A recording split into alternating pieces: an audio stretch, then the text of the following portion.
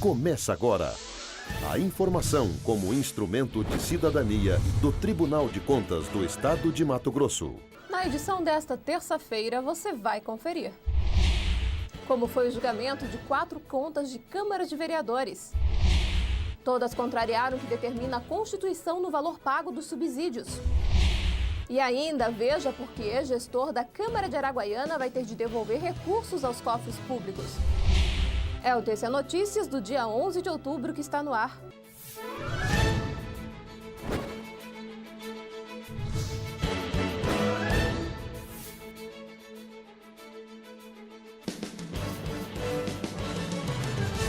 Olá, tudo bem? Veja agora como os conselheiros do Tribunal de Contas de Mato Grosso julgaram os balanços anuais das câmaras de vereadores de Itiquira e Matupá. Na sessão plenária desta terça-feira, os conselheiros julgaram as contas do ano passado da Câmara de Itiquira, período administrado pelo presidente Ademir Alves de Oliveira. Dentre os pontos positivos encontrados no balanço pelo relator do processo, o conselheiro Antônio Joaquim, está o cumprimento dos limites constitucionais com folha de pagamento dos 70% estabelecidos como máximo legal de despesa.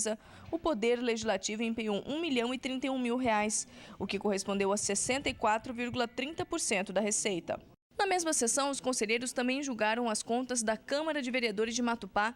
A semelhança entre os dois processos é que os gestores dos dois municípios receberam subsídios a maior do que o permitido pela Constituição Federal. Condenar o gestor a restituir com recursos próprios o montante de R$1.372 UPF, em torno de R$45.000, descontar o imposto de renda retido na fonte. Aplicar ao gestor a multa de 6 UPF, sendo oportuno enfatizar o que estão descritos no voto anexado. O presidente da Câmara de Matupá, Celso Martins Constim, vai ter de devolver o total de R$7.500, além de pagar multa de quase R$800 pelas falhas identificadas no processo. Mas, como nenhuma representação ou denúncia foram apresentadas contra os atos de gestão dos presidentes, as duas contas foram julgadas regulares pelo TCE.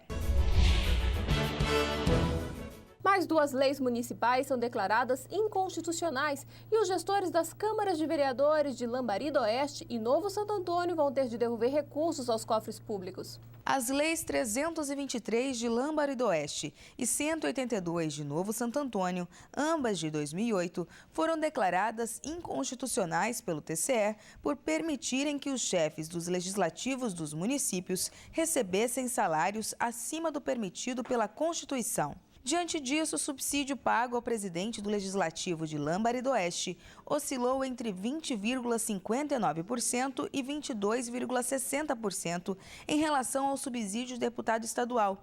E no caso de Novo Santo Antônio, em 24,22%, ultrapassando o percentual máximo definido na Constituição, conforme o número de habitantes dos municípios. Além de declarar a inconstitucionalidade das leis, o Pleno também determinou que esses gestores devolvam os valores recebidos a maior aos cofres públicos dos municípios. Já na análise das contas da Câmara de Lambari do Oeste, o conselheiro relator Antônio Joaquim votou pela regularidade do balanço, já que identificou pontos positivos, como o fato de não ser apresentada nenhuma denúncia ou representação contra os atos de gestão praticados pelo chefe do Legislativo. No caso da Casa de Leis de Novo Santo Antônio, por ter praticado várias irregularidades, como exceder o limite constitucional definido para a folha de pagamento, o conselheiro relator José Carlos Novelli votou pela irregularidade das contas com aplicação de multa à gestora. Determinando a restituição aos cofres públicos do valor citado na preliminar,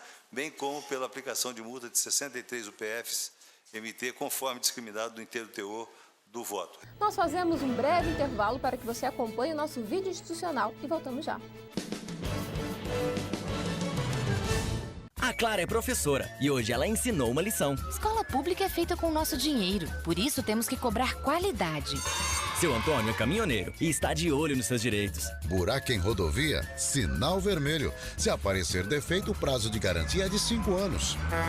Fique atento, o gestor tem o dever legal de exigir o reparo de defeitos em obras públicas. Quem contrata e quem constrói é responsável pela qualidade do serviço. Fiscalize e denuncie. Tribunal de Contas de Mato Grosso. Estamos de volta. Denúncia contra a Câmara de Vereadores de Araguaiana é julgada parcialmente procedente e ex-gestor vai ter de devolver recursos aos cofres públicos. O ex-presidente Getúlio Dutra Vieira Neto, que em 2007 administrou a Câmara de Vereadores de Araguaiana, vai ter que devolver o montante de R$ 15.500, referente a pagamento de diárias, sem a devida comprovação.